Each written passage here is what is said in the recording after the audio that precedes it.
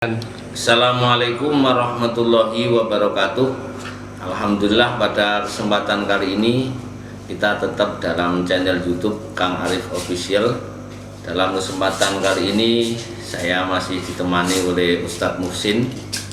Terus ini ada tamu istimewa Bapak Rohim dari praktisi pendidikan, serta dari Bapak Ali Usman pengusaha. Alhamdulillah pada kesempatan ini kita masih bisa meneruskan ngopi santai, tapi tidak jauh dari kajian-kajian seperti ilmiah. Jadi ngopi ilmiah. Gimana kabarnya Ustadz Muhsin? Alhamdulillah sehat Gus. Ini Gus. Sekarang ini kan sudah marak dengan isu-isu itu pesantren Asidikiyah. Pesantren Asidikiyah yang katanya Coba. dari bagusnya apa mencabuli anak santri itu gimana sebenarnya? Sampai ini terlalu update, jadi termasuk aktivis media sosial. Alhamdulillah selalu mengikuti saya. Jadi termasuk ya juga yang peka terhadap informasi kekinian. Memang pada akhir-akhir ini kita marak diberitakan di media sosial hampir setiap hari. Itu memberitakan tentang kasus anak kiai di Jombang. Katakannya Gus itu. Ya inisial MSAT gitu ya. MSAT, kita pakai inisial MSAT. Sebenarnya hal ini menunjukkan bahwa Al-Quran itu benar, Pak. Pertama itu yang kita yakini, bahwa dasar hukum Islam Al-Quran hadis itu benar. Yang kita yakini benar itu Al-Quran hadis. Kita sebagai misalnya sampai menjadi ustadz, saya menjadi tokoh pesantren dan sebagainya, kita punya salah karena kita masih manusia biasa. Jadi apa yang diwahyukan yang dalam firman-Nya Allah dalam Al-Quran itu benar, bahwa sana zina dan hal yang benar itu memang ada, dan itu hal yang seperti itu manusiawi, bisa istilahnya menimpa pada siapapun. Berarti dari zaman dulu memang sudah ada kejadian yang kayak perlu mungkin saya jelasnya. Sebenarnya kalau kita telusuri kasus semacam ini, masalah viral, karena sekarang viral kan karena sudah ada media sosial. Jadi memang akhir-akhir ini kita diberitakan bahkan setiap jam, setiap menit, setiap detik itu terkait dengan kasus anak kiai Jombang dengan inisial MSAT. Itu pertama begini, dalam hukum Islam pun itu sudah mengatur rambu-rambu dan kode etik yang benar tentang hukum. Tentang hukum, baik hukum yang berkaitan dengan sama manusia, hubungannya dengan hakun minallah ada memang.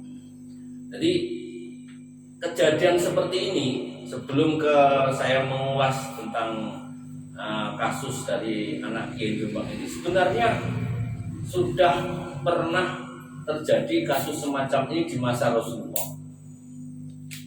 Jadi pernah di masa Rasulullah itu terjadi kasus semacam ini, cuma permasalahannya berbeda.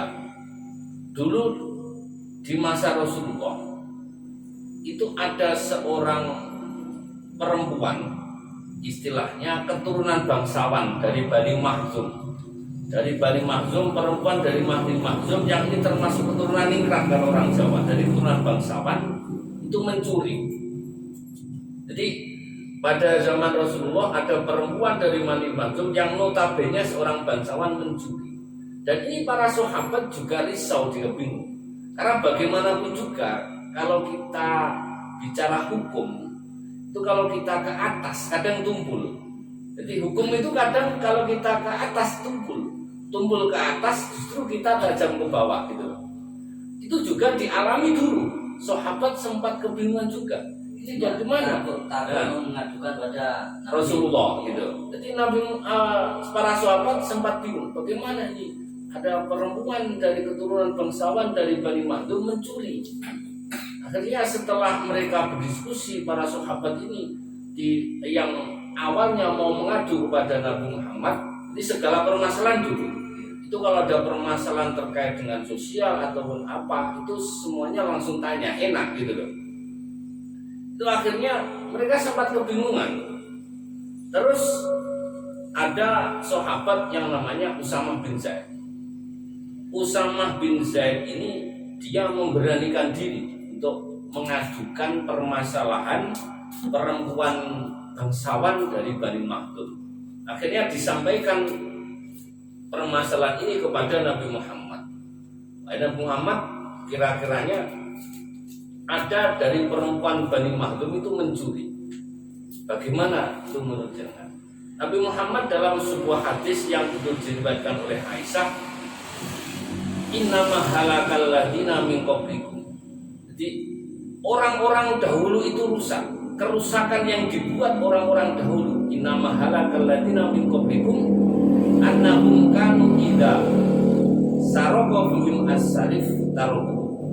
Jadi jelas sekali Nabi Muhammad mengatakan bahwa orang-orang dulu itu rusak. Kerusakan yang dibuat oleh orang-orang dahulu itu salah satunya apa? Idza saraka fihim as-sarif, pada saat orang mulia dari kaum bangsawan itu misalnya mencuri, taruku, mereka membiarkannya. Jadi itu tadi tumpul ke atas gitu. Wa idza saraka fihim ad-dhaif aqamu 'alaihil had.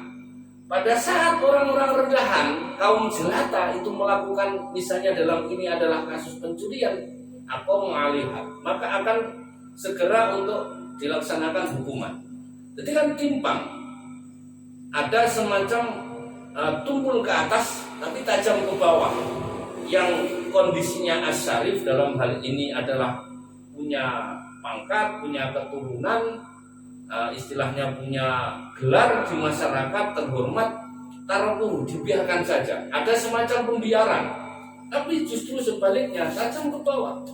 Pada saat itu ad-dhaif, orang rendahan atau rakyat jelata, justru aqamu 'alaihil had. Itu ada terusannya dalam hadis itu. Wa aimullahi, demi Allah, Nabi Muhammad mengatakan seperti itu. Lau anna Fatimah binta Muhammad, ini perlu digarisbawahi. Lau anna Fatimah binta Muhammad, bahkan seandainya Fatimah sendiri. Fatimah kan kita tahu bahwasanya itu adalah putri dari Nabi Muhammad sendiri. Seandainya Fatimah yang menjadi putrinya Nabi Muhammad sarokat, mencuri, ini jawaban Nabi Muhammad secara tegas, la qata'tu yadaha, maka saya akan memutus tangannya.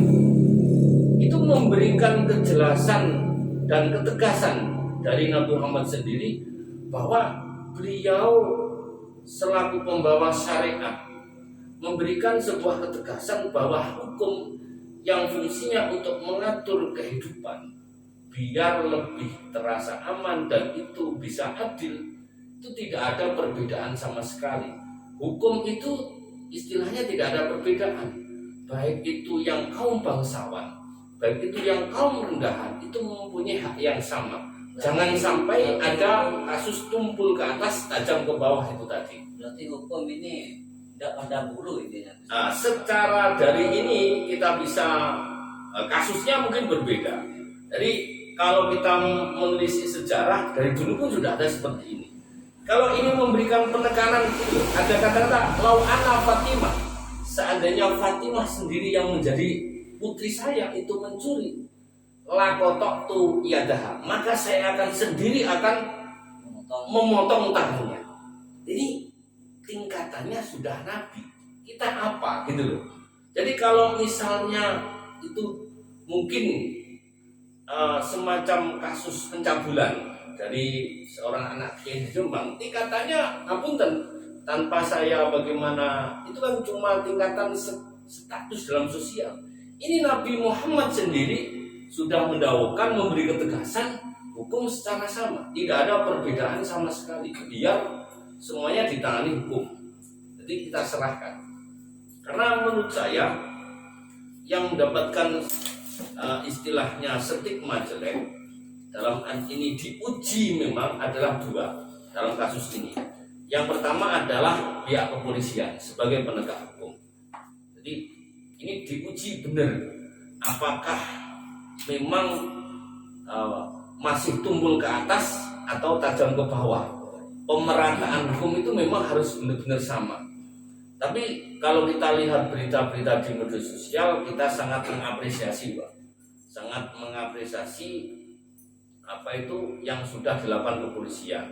Jadi tetap walaupun sudah melakukan pendekatan secara persuasif, tetap istilahnya bagaimanapun kalau dia bersalah, dia harus diproses hukum. Secara hukum memang seperti itu. Kita tidak mengenal adanya perbedaan itu.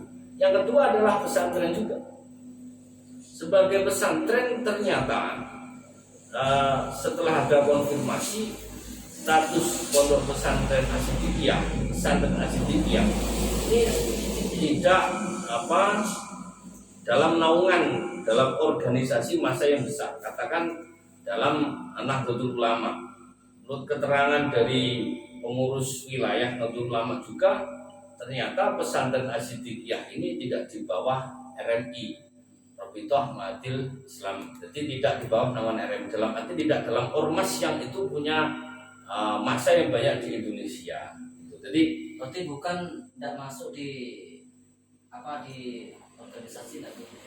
Bukan termasuk dari termasuk RMI itu dalam ini berarti tidak masuk dalam organisasi Nahdlatul Ulama. Dan di Muhammadiyah juga bukan, kan begitu. Jadi memang ini yang eksistensi dua institusi ini yang sekarang itu memang sedang diuji. Kepolisian itu sekarang menjadi sorotan bagaimana penegakan hukum yang seimbang dan seadil-adilnya. Karena bagaimanapun juga orang yang bersalah harus diproses, tidak mengenal kasta sama sekali, sesuai yang telah ditegaskan oleh seperti keterangan. Ini saja kasusnya Nabi Muhammad sendiri mendahulukan seandainya gitu. Kan ini bahasanya, seandainya anak saya sendiri Fatimah mencuri, kalau anak Fatimah bilang Muhammad sahabat, saya akan memotong sendirinya.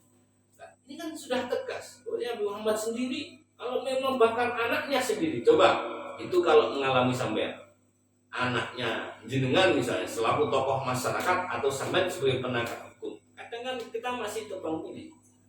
Nabi Muhammad sudah mengindikasikan.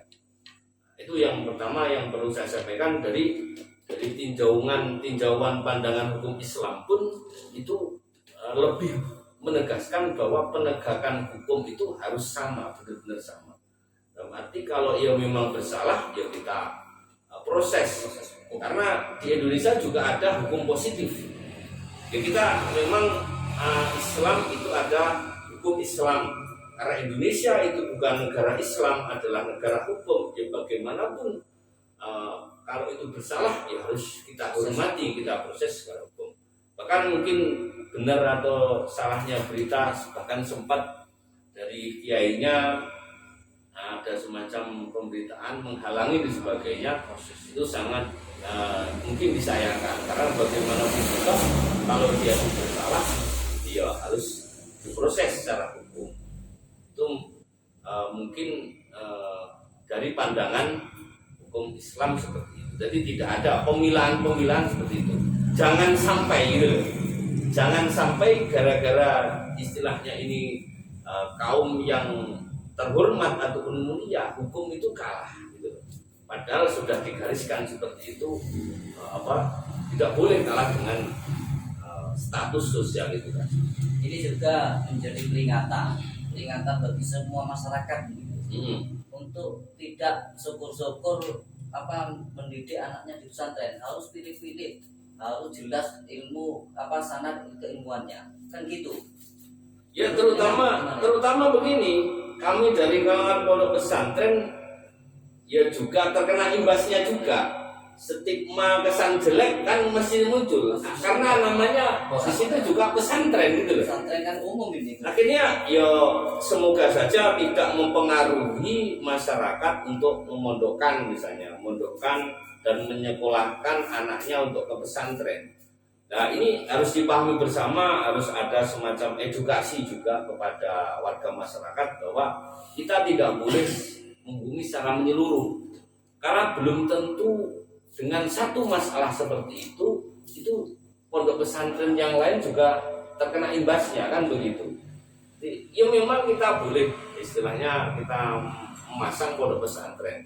Terus dengan kasus ini nama pesantren juga terkena imbasnya. Jadi kita mungkin perlu mengedukasi, memberitahu bahwa tidak semua pesantren seperti itu.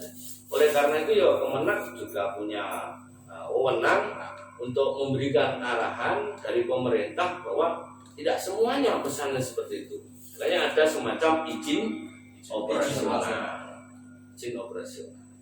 Apalagi sekarang ini marak dengan pesantren-pesantren baru, ada yang mengaku rumah tahfidzan, kadang apa, pokok nama-nama baru kayaknya. Nah ini untuk warga harus lebih jeli dan teliti untuk mendidik anaknya pesantren. Nah, kalau istilah pondok itu juga banyak kan, benar ya? Pondok itu identiknya banyak macam. Di tempat-tempat yang seperti itu juga namanya pondok indah itu, benar ya? Ada gabungan dua lah, ada pondok pesantren, ada pondok saja, ada pesantren, kan begitu.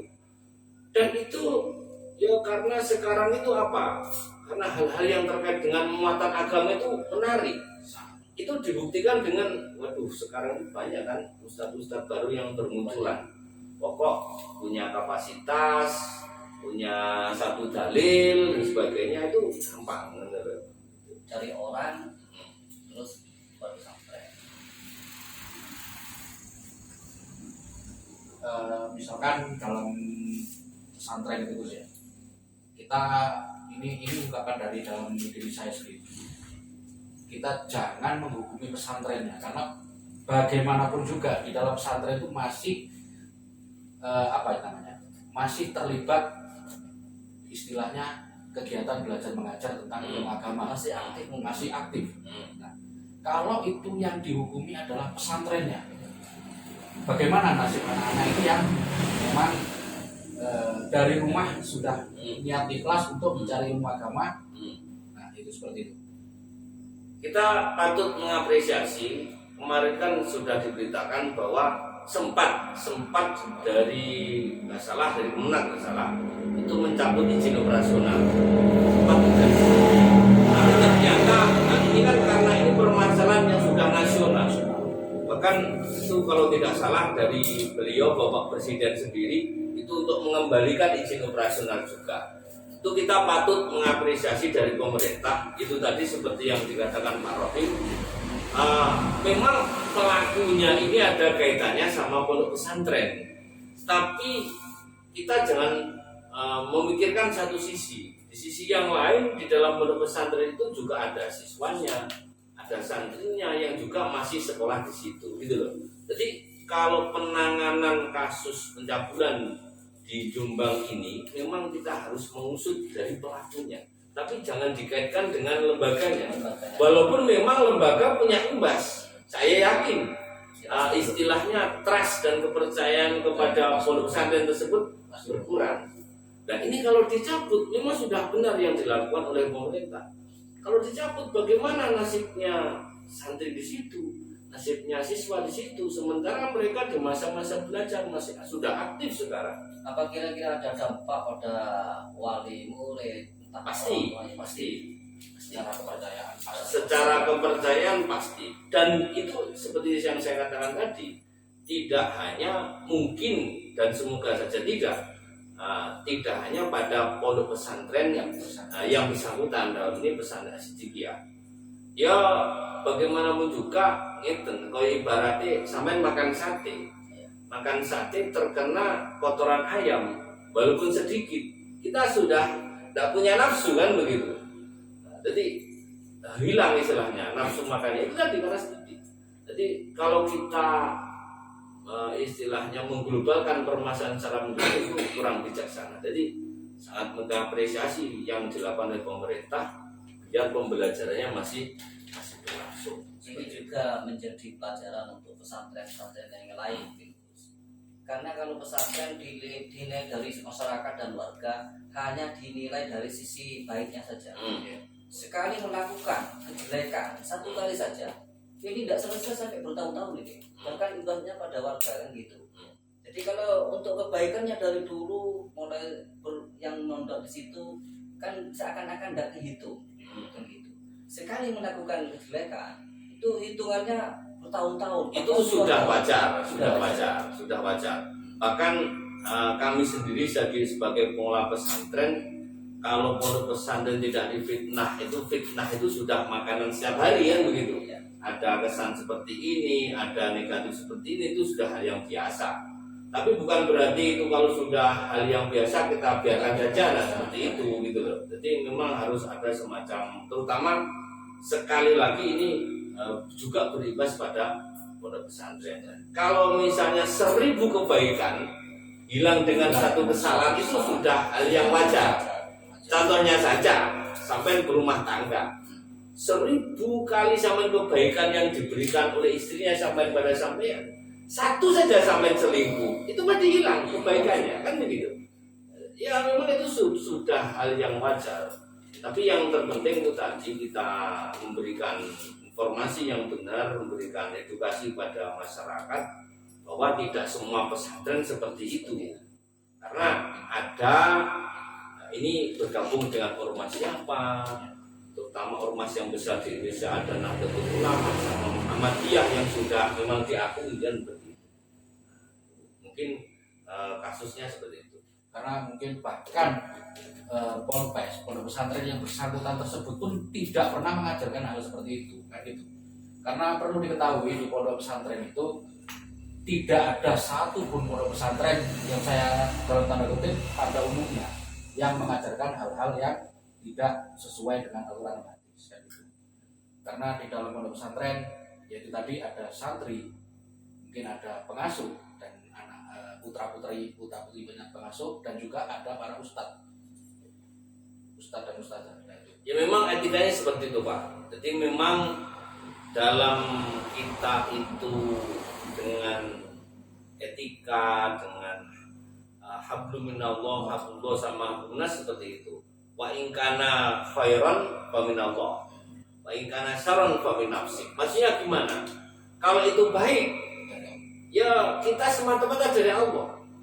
Kalau kita jelek, maksud Allah kita istilahnya kita sangkutkan pada Allah. Ibaratnya pesantren itu misalnya santri bahkan pengelola sekalipun, kalau itu melakukan kejelekan, misalnya mendapatkan prestasi, itu jangan diaku dari diri kita sendiri. Yang mendapat nama baik adalah dari pesantren, karena pesantren mengajarkan kebaikan. Baik karena saran jika jelek, jangan mengkaitkan pondok pesantren, karena pondok pesantren tidak pernah mengajarkan kejelekan, gitu loh. Jadi elek, misalnya kamu berbuat jahat sebagai santri misalnya, wah jadi santri dari pondok ini, jangan bawa-bawa. Memang kamu yang memang berbuat salah. Wa in kana saran min nafsi. Jika memang kamu berbuat maksiat misalnya, itu karena diri kamu sendiri. Karena Allah sudah memerintahkan ini yang benar, ini yang salah, kan begitu. Memang etikanya seperti itu. Berarti dia tidak kuat menerima ujian itu, karena setiap pesantren, setiap apapun yang yang diuji oleh Allah, yang diuji. Dan ini pun sudah semuanya mengalami, ya. Jadi bukan hal yang aneh lagi untuk masyarakat. Kita itu kan tidak ada jaminan Pak hidup dengan status sosial apapun. Kita sudah banyaklah, kita semua sudah tahu cerita betapapun anaknya seorang nabi pun punya potensi. Coba anaknya Nabi Nuh, Kan'an itu, Ya. tidak cuma anaknya kiai itu Pak, tidak cuma anaknya presiden, anaknya nabi. Anaknya nabi pun kalau Allah sudah mengatakan Kan'an itu anaknya nabi, tapi ternyata apa? Tidak beriman. Itu anaknya nabi. Istrinya nabi juga seperti itu. Siapa? Istrinya Nabi Nuh. Istri nabi, kalau istilahnya sekarang itu bunyai, itu istrinya nabi saja seperti itu. Jadi hal-hal yang seperti itu sudah lumrah. Jadi tidak ada sebenarnya, tidak ada jaminan. Makanya yang paling mulia di sisi Allah itu adalah orang yang paling bertakwa. Status sosial itu tidak menjamin. Entah itu bahkan anaknya Nabi sekalipun, istrinya Nabi sekalipun, bahkan pamannya sendiri, pamannya Nabi. Abu Jahal, Abu Lahab itu siapa? Tapi bukan berarti seenaknya Gus ya. Nah. Tetap harus berjuang untuk melakukan kebaikan. Ya. Tidak seenaknya toh wana Dalam kasus seperti ini memang kita harus bersikap yang bijaksana. Tapi semuanya ini ya jangan diperlakukan yang sama. Kasus seperti ini menimpa semuanya Pak gitu loh. Saya dari awal tadi sudah saya sampaikan ini menunjukkan dari kebenaran dasar hukum Islam. Yang benar itu tetap Al-Quran hadis, tetap ajaran Islam itu sendiri. Al-Quran sudah menggariskan zina itu haram. Menimpanya siapa? Kepada siapapun. Itu pasti. Karena kita tidak pernah terjadi kesalahan seperti itu tadi. Mungkin sekarang pemerintah itu yang perlu dilakukan adalah kalau istilahnya bencana itu ada semacam trauma healing. Perlu mengembalikan jadi kepercayaan. mungkin saran kepada pemerintah yang terkait terutama memberikan psikososial trauma healing karena bagaimanapun juga ini kan juga berimbas pada santri itu. Kejadian seperti itu sangat trauma sekali, apalagi dialami oleh seorang wanita. Seorang wanita itu menjadi objek semacam itu. Terutama kasus seperti ini kan sudah banyak sering kita dengar. Jadi objek seksual dan sebagainya. Ini kan perlu kita mentrauma kembali psikososial. Tidak cuma korbannya, mungkin kepada yang terkait yang masih sekolah di situ. Ya termasuk alumni itu kan ikut-ikutan Gus, ikut imbasnya. Ikut kena imbasnya. Untuk alumni sampai pernah mondok di situ. Oh iya, sing Iya mau tidak mau tidak ya seperti itu gitu lah. Itu akan melekat. Ya itu. Terus dari sesi pendidikan gimana Pak? Untuk dari segi pendidikan ya mau tidak mau harus diakui pola pendidikan di sekolah formal seperti yang saya kelola saat ini, yang saya mengajar saat ini, tempat saya mengajar itu tidak sama dengan pola pendidikan pada pesantren karena sebetulnya pola pendidikan yang baik adalah pola pesantren yang telah dicanangkan oleh Ki Hajar Dewantoro itu. Tetapi di situ perlu kita ketahui juga pesantren itu diibaratkan adalah bengkel akhlak. Kalau sepeda rusak dibawa ke bengkel pasti dibenar. Pesantren itu cuma bengkel aksesoris Pak, bengkel bubrah istilahnya. Iya, bengkel akhlak dan istilahnya. Makanya kalau sepedanya rusak dibawa ke pesantren, dibawa ke bengkel, pasti akan dibenar. Pasti akan direvisi apa saja yang perlu diperbaiki. Karena pondok pesantren itu memang yang rata itu tidak ada kualifikasi untuk masuk. Kualifikasi Semuanya diterima. Itulah perbedaannya. Kalau di pendidikan formal seperti di tempat saya atau di sekolah umum pada lainnya, ada kualifikasi untuk masuk di sekolah-sekolah tersebut. Semisal tes lah semacam tes. Bahkan setelah masuk pun ada peraturan-peraturan yang memang pada dasarnya menurut saya tebang pilih. Ya contohnya misal pada pendidikan itu kalau kamu tidak amini, wah kamu tidak naik kelas. Kalau kamu tidak, itu tidak terjadi pada pesantren. Karena pesantren kalau kamu belum bisa, ayo saya tunggu sampai bisa baru kamu akan dinaikkan. Memang pondok pesantren akhir-akhir ini 2 tahun kemarin dinilai memang yang paling efektif di saat pendidikan luar itu di masa pandemi COVID. Pondok pesantren masih bertahan dengan sistem pondoknya itu tadi. Dan ini dicoba lagi dengan kasus seperti ini. Bagaimanapun juga tetap berimbas. Itu tadi pondok pesantren itu kita tidak bisa mengklasifikasikan dengan mudah. Karena karakter dari masing-masing pondok pesantren akan berbeda. Ada yang memang pondok pesantren mengkhususkan memang salafi benar, istilahnya salaf benar dalam arti pengkajian kitab kuning, ada yang memadukan pendidikan formal sama dinia. Jadi karakternya macam-macam. Bahkan ada pondok pesantren itu yang khusus orang-orang yang di jalanan itu ngurusi anak-anak yang di luar, itu memang ada seperti pondok metal dan sebagainya. Jadi karakter pondok pesantren kalau kita telusuri macam-macam. Untuk membuat kurikulum pun susah, dan gitu. Makanya hanya pondok pesantren yang bisa semudah membalikkan tangan untuk membuat kurikulum sendiri yang istilahnya kearifan lokal. Dari situ macam-macam benar kata Gus Arif bahwa tidak ada kualifikasi untuk masuk pondok pesantren, dan itu istilah Jawanya juga. Kalau dulu itu yang sering terjadi, arek tak pondok krono meler, perlu digarisbawahi, meler. Berarti apakah setelah masuk di pondok pesantren langsung jadi baik? Kan perlu proses. Mungkin tahap 1 bulan, 2 bulan itu masih nakal. Nah, itu imbasnya ke siapa? Ini santrine Gus Arif, ini santrine Pak Husin. Memang stigma sampai sekarang itu masih seperti itu, Pak. Jadi pondok pesantren itu semacam dijadikan pendidikan alternatif terakhir. Aneh Pak Musin tidak diterima di sekolah favorit, dasar favorit itu pondok sajalah, kan itu yang kami kadang tidak terima gitu loh. Jadi memang kita harus mengakui kalau di pesantren kan semua masuk.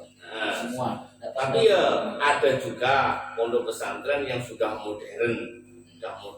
Memang ada kualifikasi tertentu. Bahkan pendaftarannya sampai inden itu memang ada. Mungkin karena nggak muat itu tempatnya. Tapi kebanyakan Pak Musin itu memang pondok pesantren dipahami masih sebagai pendidikan alternatif. Walaupun tidak semuanya yang sudah modern juga banyak juga kan. Kembali lagi ke kasus anak kiai di Jombang ini, memang kita untuk muhasabah, untuk mengingatkan kita kembali bahwa segala hal manusia itu memang kita masih mengalami, apalagi dalam kasus pelecehan seperti ini gitu loh. Itu memberikan pengalaman pada kita bahwa yang benar itu memang ajaran Islamnya sendiri, yang salah pelakunya gitu loh. Dan sangat mengapresiasi dari pemerintah bahwa yang dihukum sepatutnya adalah memang pelaku. Kalau memang salah, ya kita tindak secara hukum gitu loh. Mungkin kalau pesantrennya nggak perlu itu, Iya memang, karena di pesantren di situ saya yakin bahkan santrinya sampai ribuan gitu kan. Kalau tidak salah, Torekoh Asidikiyah ini punya pengikut sekitar 5 juta yang tersebar di seluruh Indonesia. Itu pasti punya siswa santri yang ada di situ. Dalam arti satu orang ini jangan sampai mempengaruhi orang lain untuk belajar di sana. Walaupun masyarakat mesti mendapatkan pandangan yang jelek pada pesantren. Terkait itu Gus, bagaimana sikap dari pemerintah, tokoh masyarakat atau orang-orang yang seprofesi dengan beliau-beliau yang bersangkutan untuk mengembalikan trust masyarakat kepada pesantren? Karena bagaimanapun juga kejadian ini namanya ya luka Pak. Namanya luka pasti membekas. Oleh karena itu tokoh-tokoh agama, karena ini juga permasalahan yang sudah nasional, itu memberikan pemberitaan yang seimbang pada masyarakat bahwa pertama, pondok pesantren itu macam-macamnya banyak, yang diajarkannya banyak. Terus kalau ada permasalahan seperti ini, kita jangan memvonis pada semuanya. Kalau pelaku ya harus kita usut secara tuntas. Pondok pesantrennya gitu loh, salah elek, jangan dinisbatkan kepada pesantrennya. Ya orangnya itu, walaupun pesantren tetap kena imbas. Jadi kami harapkan pemerintah, tokoh-tokoh agama, baik organisasi masyarakat memberikan pengarahan kepada masyarakat secara seimbang, dibedakan antara ini si pelaku dengan lembaga tersebut. Karena bagaimanapun juga kami selaku pengelola pondok pesantren juga terkena imbasnya gitu loh. Oh, nggak usah yang pondok nih, ternyata pondok kelakuannya seperti inilah, itu kan juga berimbas juga kan gitu. Apa ada kira-kira santri di situ yang ditarik? Oh, pondok kok gak kasus gini gak sopan. Mungkin juga. Karena bagaimanapun wajar kalau misalnya wali murid menarik kembali itu wajar. Kecuali anaknya. Jangan-jangan anak saya nanti diproyeksi seperti ini kan begitu. Jadi memang hal ini perlu kita memberikan langkah yang bijaksana. Jadi jangan sampai secara utuh kita memahaminya, memberikan pembinaan yang benar. Terus itu tadi pemerintah harus memberikan secara psikososial atau trauma healing. Karena ini siswanya juga terkena dampaknya, ragu apakah kesini lagi atau tidak.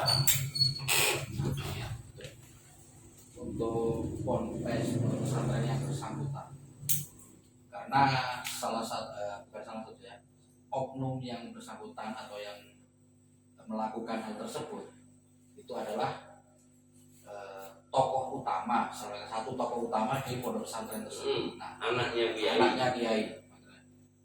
Terus bagaimana setelah diproses, entah nanti ditahan atau tetap berada di ponpes itu?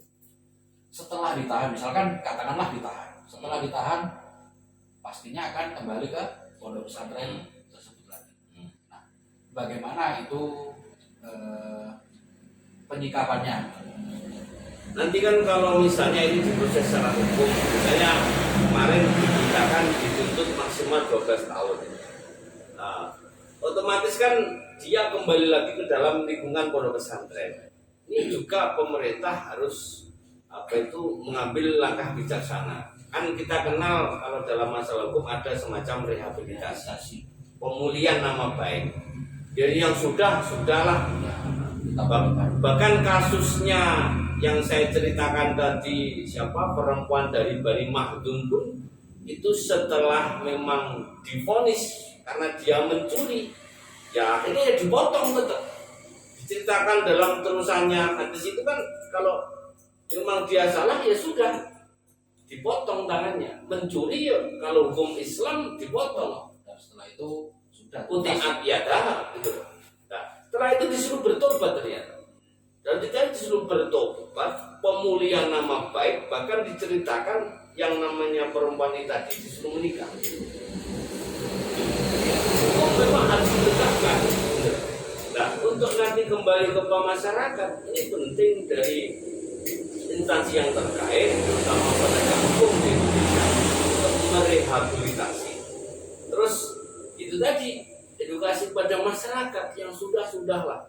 Memang itu kita juga menimpa siapapun sebagai introspeksi pada kita semuanya. Dia bagaimanapun juga manusia biasa, pernah mengalami kesalahan juga. Dan juga pernah melakukan. Nah, kenapa? Kalau kita melakukan sebuah kesalahan, kita pernah melakukan dan mungkin setelah melakukan suatu saat kita potensi untuk melakukan. Itu sudah wajar Pak Musin. Karena manusia itu memang ditakdirkan seperti itu. Dari awalnya saja kita manusia itu sudah punya potensi itu. Baik qala rabbuka lil malaikatis itu li adama, kan itu kan. Untuk ke pelakunya sendiri mungkin dari tokoh, dari sang kiai sendiri mungkin bisa memberikan edukasi dan memberikan pengertian bahwa kan nantinya pasti ada pembenci yang membekas itu pasti ada. Dia pelakunya, itu. Si pelaku harus diberikan pengertian bahwa inilah resikonya. Jadi nggak usah membalas atau berbuat yang begitu lagi. Ya seperti itu memang dampak dari hukum, dampak sosial, status sosial yang berubah. Mungkin dari kiainya ini nanti juga akan berimbas. Anak pola bobo keperadakan seperti itu. Betul. Kalau anak itu melakukan sebuah kesalahan, pasti orang tuanya juga ikut gitu. Karena itu hukum wati memang seperti itu. Makanya dikatakan wa'mal masita fa innaka majnun bi.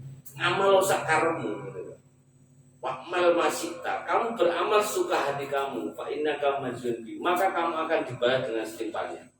Kalau kita pernah memukul, berarti suatu saat kita pukul. Kalau kita pernah memberi, suatu saat akan diberi orang lain. Ya jangan cuma main enaknya kan gitu. Kita berani berbuat juga harus. Makanya untuk pelaku, kalau memang itu sudah ada bukti yang nyata dan itu ada korban, kalau tidak salah sekitar 5 kan. Kasus ini kan sebenarnya sudah ada sejak tahun 2017 sampai diproses sampai tahun 2019, bahkan ada status DPO kan. Bahkan Polres Jombang pun menurut berita itu kan tidak mengatasi, akhirnya sekarang ditangani oleh Polda Jatim kan begitu. Sudah lama sebenarnya itu. Ini kan membuktikan yaitu tadi menguji konsistensi dari penegak hukum, terutama ini kepolisian, untuk bersikap adil. Dan lagi dalam kasus yang berbeda, ini mengenai rehabilitasi dan pengembalian ke masyarakat. Dalam kasus yang berbeda, kita pernah digembarkan dengan yang namanya Sumanto, makan daging manusia. Pasti tidak akan ada yang menerima pada saat itu. Tapi setelah diproses hukum, diberi pengertian, sekarang dia bermanfaat dan akhirnya kembali ke masyarakat, bermanfaat bagi masyarakat. Nah, mungkin pola-pola seperti itu perlu dicontoh walaupun kasusnya berbeda. Makanya di kasus Sumanto itu saya yakin pemerintah melalui penegak hukum, misalnya kepolisian atau proses penjara kan itu juga diberikan pendidikan juga. Nanti kalau pulang ke masyarakat bagaimana untuk mengembalikan, untuk menerima masyarakat. Tapi juga perlu dari satu sisi yang lain, dengan dia berubah, dengan nanti pada saat pulang ke masyarakat, masyarakat juga harus bisa memakluminya. Kadang kita sulit gitu. Memaafkan itu cuma maaf, tapi kan lupa enggak kan gitu kan. Oh saya sudah memaafkan, Bekas itu mungkin puluhan tahun nggak bisa hilang. tapi lupa tidak. Apalagi si korban. Ya si korban gitu loh. Makanya apa? Kita memahami memaafkan itu bukan berarti secara simbolis, tapi memaafkan itu sebenarnya Keseluruhan. tidak melupakan, Pak, tapi menghapus. Jadi memaafkan itu menghapus. Kalau cuma misalnya kata-kata iya saya maafkan, tapi lupa tidak, itu bukan memaafkan yang sebenarnya. Tapi apa? Kalau memang itu memaafkan, ya kita harus menghapus. Dan ini masyarakat juga harus seperti itu sejujurnya. Oleh karena itu mungkin dari diskusi pada kesempatan ini kita sedikit bisa memberi gambaran bahwa kasus semacam ini yang menimpa akhir-akhir ini pada anak Kiai Jombang yang lagi viral itu bisa menimpa siapapun. Dan seperti yang sudah saya sampaikan tadi, dari ajaran syariat agama Islam pun sudah memberikan ketegasan hukum bahwa Nabi Muhammad pun sebagai pembawa syariat sudah menegaskan secara jelas bahwa seandainya anaknya saja itu mencuri, Nabi Muhammad akan memotong tangannya. Ini sebuah ketegasan bahwa hukum itu harus diperlakukan secara seadil-adilnya, merata tanpa ada perbedaan sama sekali. Oleh karena itu, untuk kasus pencabulan yang lagi viral di Jombang ini diharapkan penegak hukum juga harus memang benar-benar menegakkan hukum secara utuh. Jangan sampai hukum itu tumpul ke atas tapi kita tajam ke bawah. Ya, seperti yang dalam hadis itu, pada saat orang yang punya gelar bangsawan kita biarkan, sementara orang rakyat jelata sing korupsi gitu ya, kita biarkan saja. Sementara orang-orang yang cuma statusnya mencuri ayam kita tindak secara tegas. Itu namanya tumpul ke atas, tapi tajam mungkin. Nah, terus kami juga mengapresiasi lah pada pemerintah, istilahnya masih memberikan kesempatan kepada lembaga pesantren tersebut untuk operasional. Buktinya Pak Jokowi sendiri, Presiden Republik Indonesia, misalnya mengembalikan izin operasionalnya, karena bagaimanapun juga yang salah itu adalah pelakunya. Adapun pesantrennya ya kita memberikan kesempatan. Mungkin itu terkait dengan yang akhir-akhir ini kita marak dengan berita kasus tentang pencabulan anak kiai Jombang yang lagi viral. Mungkin itu yang bisa kami sampaikan pada kesempatan ini. Mohon dukungan dan saran untuk perkembangan channel YouTube ini untuk lebih memaksimalkan dan memajukan. Sekian dan terima kasih. Wallahul muwaffiq ila aqwamit thoriq. Wassalamualaikum warahmatullahi wabarakatuh.